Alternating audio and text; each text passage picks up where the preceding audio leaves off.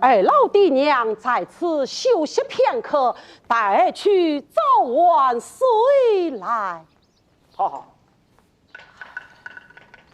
哎，天高望地远啊！有缘父此生呐！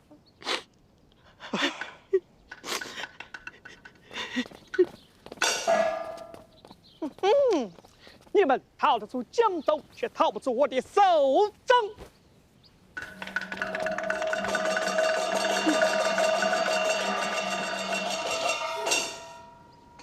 哎呀，周公子啊，你为何就少不了我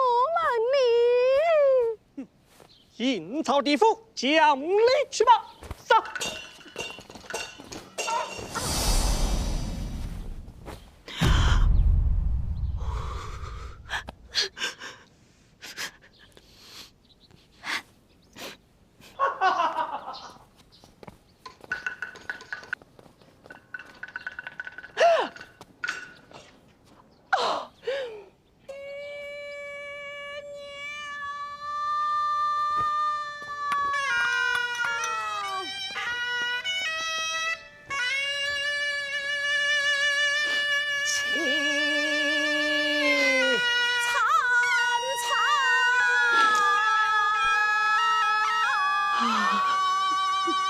可怜的见爹娘。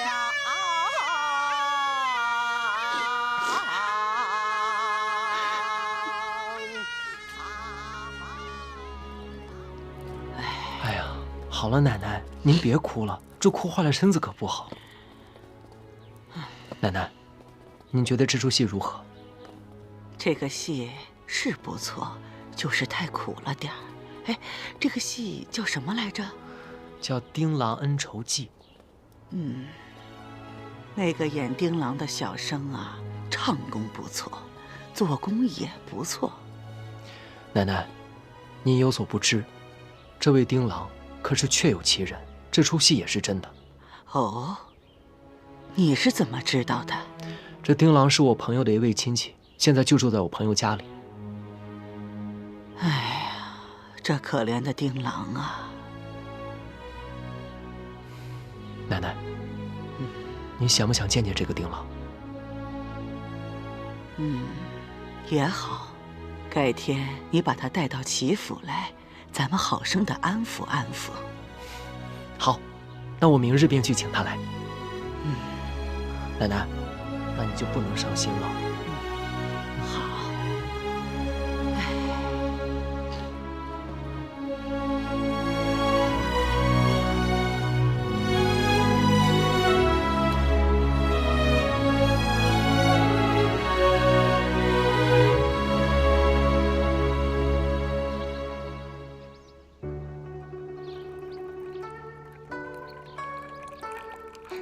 奶奶，我新寻得了好茶，一会儿让小巧姐跟着小喜去取。小巧姐烹茶的手艺，您是最满意了。等泡好茶，给您好好尝尝。好，行。小巧姐，随我来吧。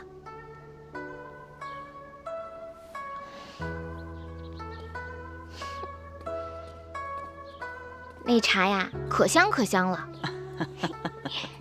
是吗？您肯定会喜欢的。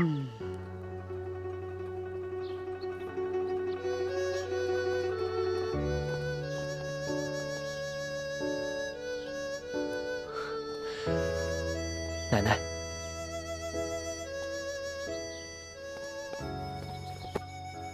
见过老太君。起来，不必拘礼。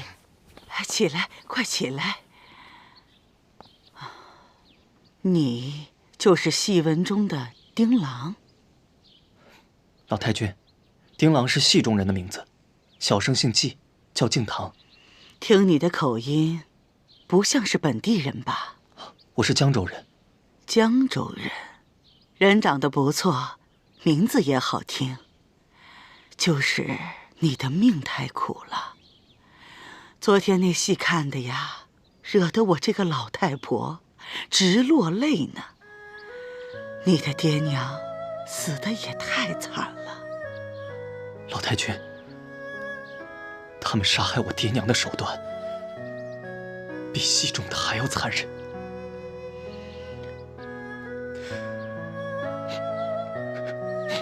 别难过，别难过了。既然如此，那我就问问你，为什么不把真实的情况写到戏里，让大家都知道呢？戏班班主怕惹祸，只能真真假假、虚虚实实。况且我爹的冤屈，也不是一场戏可以说明的。戏说不明白，嘴能说明白吧？老太君，那戏里的周世彪是借刀杀人，可那江州的周世彪是用毒计害人，心狠，手更辣。他们为什么要缠着你家呢？江州城东有一恶霸，恶贯满盈，坏事做尽，而他的儿子周世彪，跟他比起来是有过之而无不及，人称玉面郎君。我们家在城西经营着一家药馆，本来与他们周家毫无瓜葛，可万万没想到，还是被那恶人盯上了。那他们有何图谋？他们看上了我们季家的药馆，那是块生意兴隆的风水宝地。起初，只是派人出价收购，我爹爹一口回绝了。后来他心有不甘，便想出了一条丧尽天良的毒计。毒计？什么毒计？奶奶，您先别急，听他慢慢说。好，你慢慢说。那恶人周世彪一心想要我家的地，但是又不能从城东到城西去强抢，于是便挖空心思的陷害我家。直到有一天，他在江州的大街上东游西逛，看到了一对乞丐母子坐在街头乞讨，心中突然冒出一个毒计。他别有用心地走到乞丐母子面前，说这乞丐母子的样貌像是他家一个什么远亲。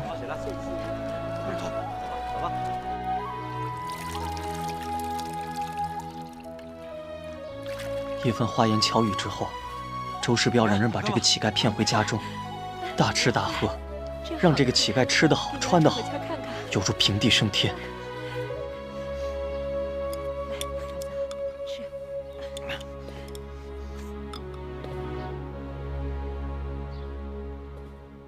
如此，他也就乐得跟在周世彪身后收租讨债，狐假虎威，当了一个衣来伸手、饭来张口的甩手公子。这个乞丐在周世彪家中一住就是半年。有一天，这个乞丐公子偶然得了小病，周世彪便请了个郎中给乞丐把脉瞧病，开了药方。乞丐公子便拿着这张药方到我家的药店去抓药。为人朴实的爹爹，万万也没有想到其中有鬼。他按照药方抓了药，给了这个乞丐公子。公子，你拿好。谢谢少爷。之后，周世彪又派人偷偷将真药换成了毒药。乞丐公子喝下去之后，顿时七窍流血，一命呜呼。贩卖假药，谋财害命，跟我见官！怎么可能呢？我们季家药铺一向卖的都是货真价实的药。快走！周世彪让他的手下抬着乞丐公子的尸体到我家店门口大吵大闹。爹爹和他们理论，可是这帮恶人蛮不讲理，硬说爹抓错了药，害死了乞丐公子。他们不由分说地把爹拖进了衙门。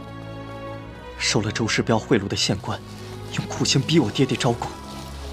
可怜的爹爹，蒙冤寒躯，惨死狱中。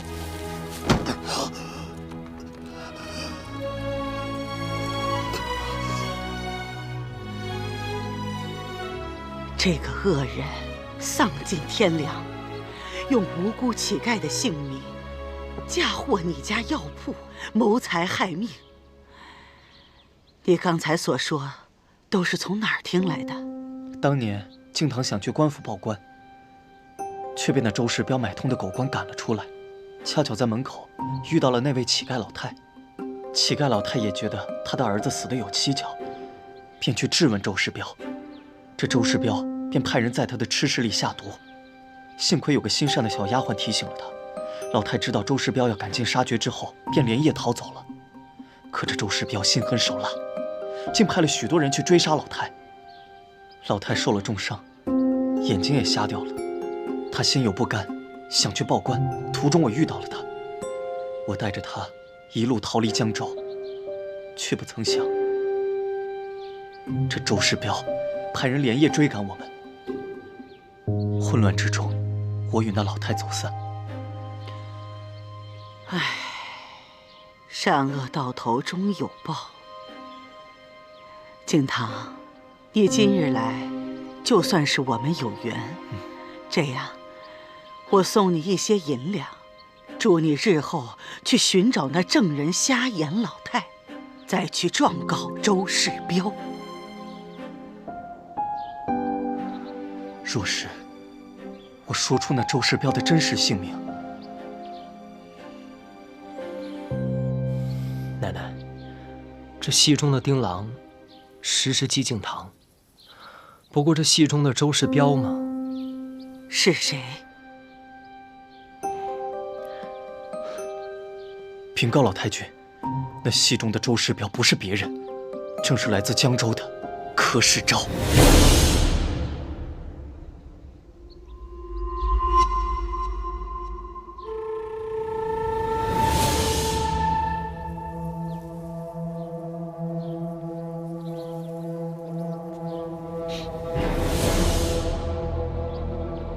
你究竟是何人？我是江州季家药馆掌柜之子季敬堂，那柯世昭害得我家破人亡，请老太君替我做主，我说的话句句属实。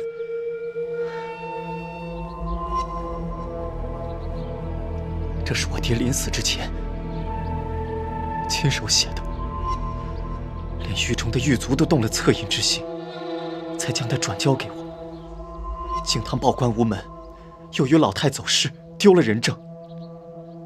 听闻七老太君您有仁爱之心，又慈善公正，定不能让那柯世昭毁了您齐家的名声啊！于是我才斗胆来见你，求你给我个公正。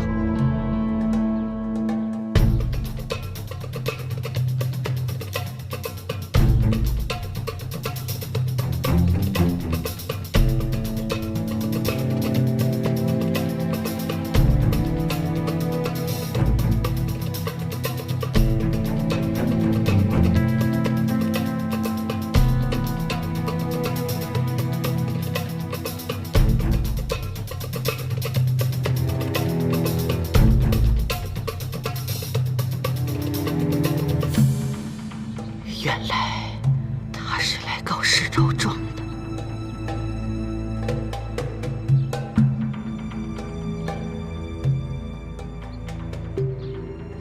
既然这个案子他官府都管不了，又没有证人，我一个商户老太太更不方便插手。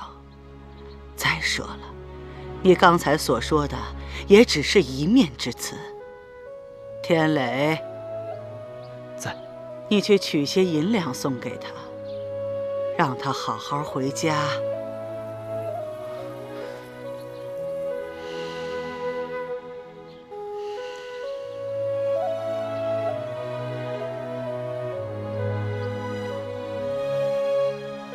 是。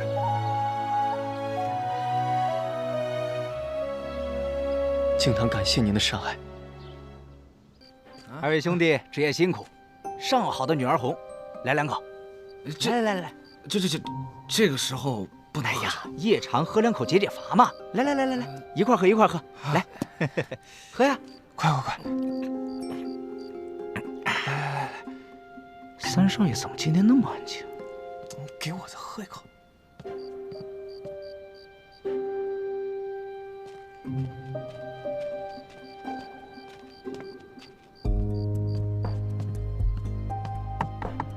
三少爷、三少奶奶，吃点点心吧。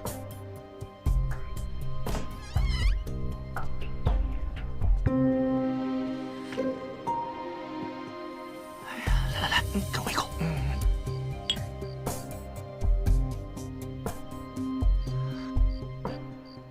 谢了，多谢啊，没事，辛苦啊，慢走啊，慢走啊。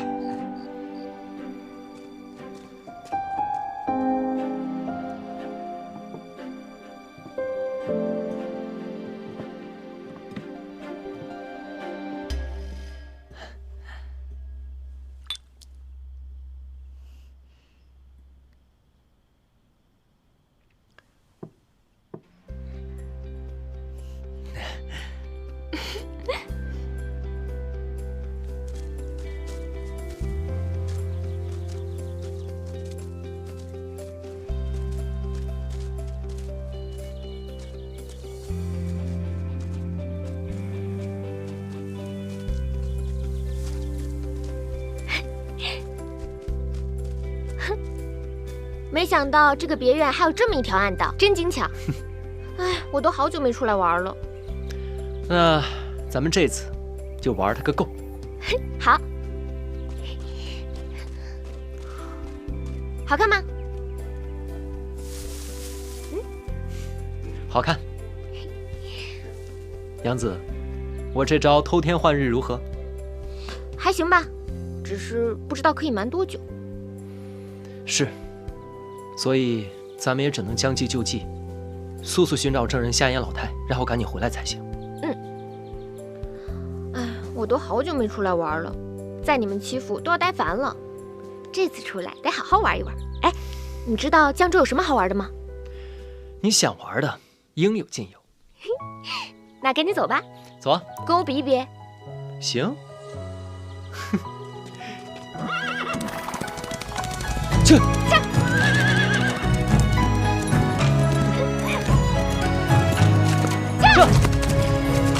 夜色太寂寥，忆起两人之俊俏，一阵相思空念你的妙。清风落嘴角，吹来愁绪红尘飘，一地思念纷飞后人扫。我要在星夜出逃，借月光皎皎，捕捉你的笑到天涯海角。去上夜色千万飘，和着思念熬出缕缕情丝之间绕。我要在今夜醉倒，半月光皎皎，想念你我喜欢这个好一地动山摇。喝一口美酒良宵，和着相思谣，梦里和你一起等破晓。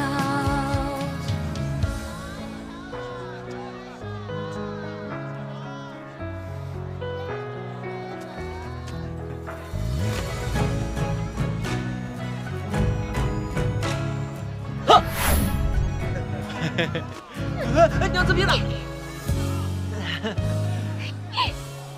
哎，让你吓我！娘子，哎，去那边，去那边。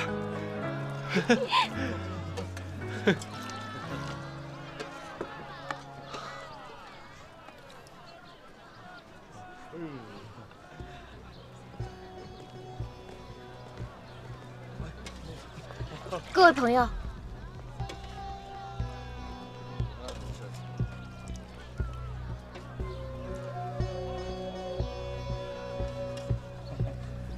江湖九流聚兄弟，出门在外靠朋友，顺风耳、千里眼、欲寻宝驹、找马眼。这谁呀？原来是道上的朋友，有什么需要您说，但凡是我们知道的，必定告知。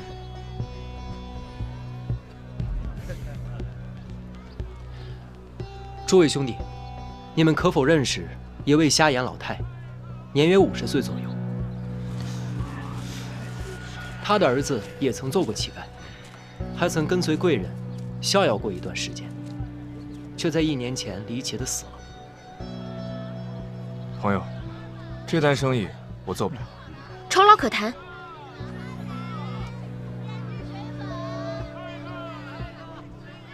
你们不是江州人是吧？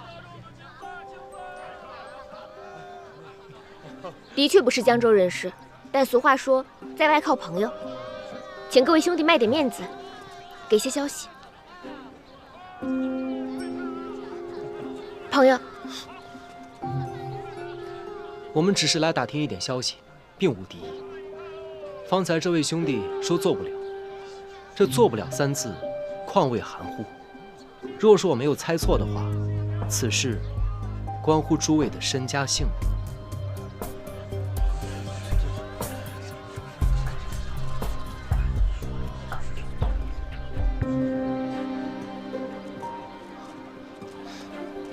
2位贵人睿智，我等不便趟这趟浑水，还请2位朋友莫要再逗留，离开此地。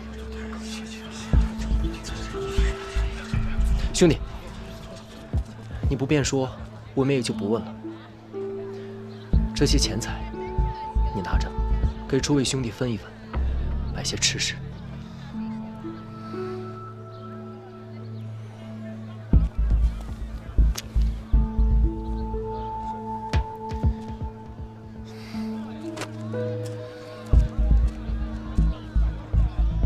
此事我们说不得，不过2位可以试试去逍遥楼找二报神，他法眼通天，只要银钱给的够，什么消息都可以在他那儿买到。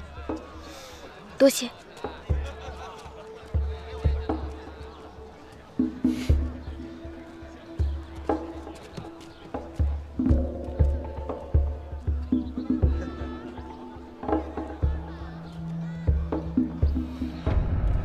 官爷，刚才有对年轻夫妇打探那个老太的消息。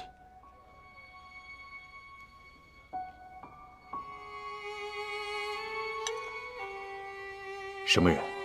听口音不像江州人士，那男的一副白面小生的模样，那女的倒是有几分姿色。哦，对，还有点江湖气。这样，你带兄弟们，一面继续暗中打探那个老太的消息，另一面给我死死地盯紧了这2个可疑的人，一旦有任何消息，立马来报我。是。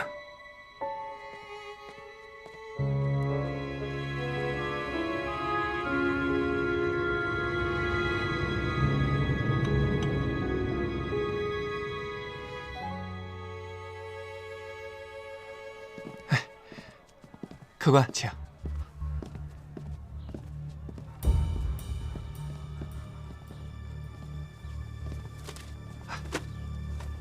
2位客官有什么需要，随时吩咐我。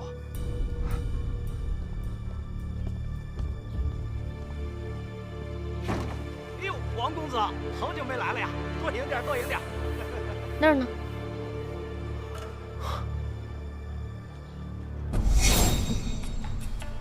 这逍遥楼原本就是做这类生意的，鱼龙混杂的赌场，消息自然灵通了。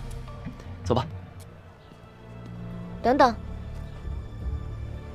去这种地方打探消息，自然要有些门道。门道？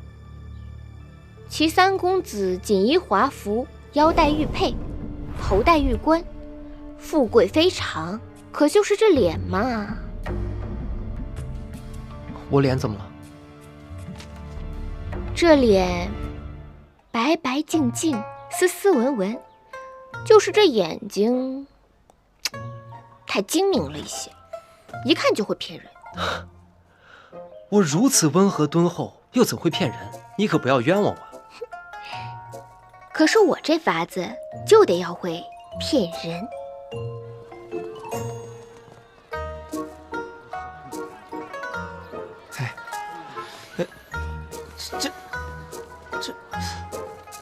这是我糊涂了，明明刚刚入住客房的是一对恩爱小夫妻啊！哎，你可要记住了，从现在开始呢，你就是鲜少出门的阔少，人傻钱多的富家子，反正不能把你的精明劲儿给露出来了。哎，小生初次进城，虽然家财万贯，但也只知之乎者也。今日偷跑出来，想找个乐子。就这样，就这样。哎，那你也要记好了，你现在就是地痞无赖小流氓，可千万要小心谨慎。如遇凶险，我一摸鼻子，你便要小心收敛。记住了，走吧。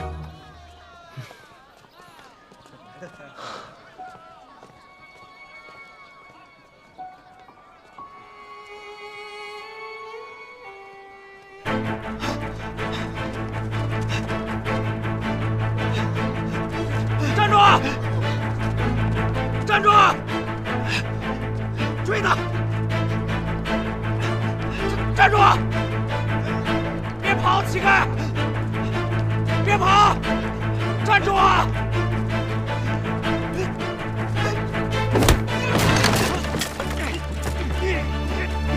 起来！好啊！你们是什么人？什么人？给我打！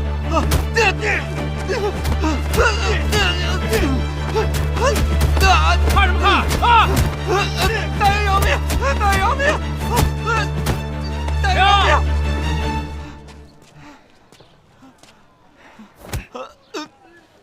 说，今天给那对找老妇的人说了什么？我什么都没说呀，大哥。小混蛋，你想找死是吧？大哥，饶命！赶紧说，要不今天要你小命！我说，我告诉他们去逍遥楼打探消息。以后给大爷管好自己的嘴，走。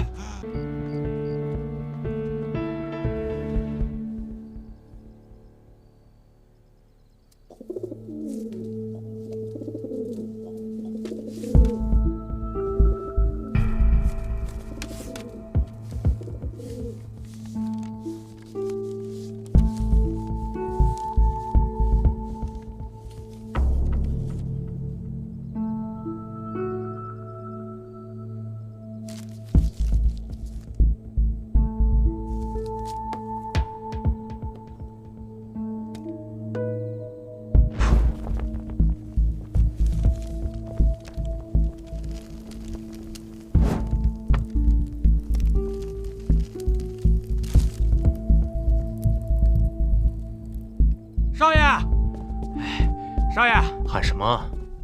唯恐整个齐府都听不到你喊是吧？少爷，这是老关的消息。哎，少爷，就我那马车夫也来消息了。什么消息？快说。就那马车夫说吧，就三少爷和三少奶奶在别院中，然后终日在内院里面，这大门不出二门不迈，也不露个脸，就他那小丫头在门口守着，也不让见人，也不知道在搞什么鬼呀。哦，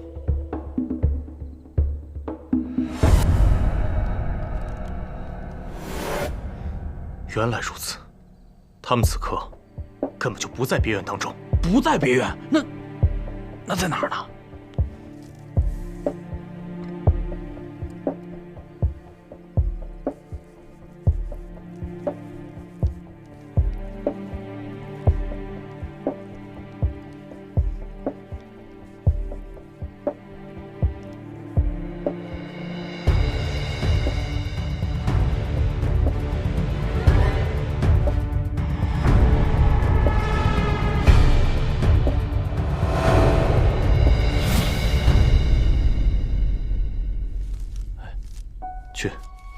把消息给老关传过去。是。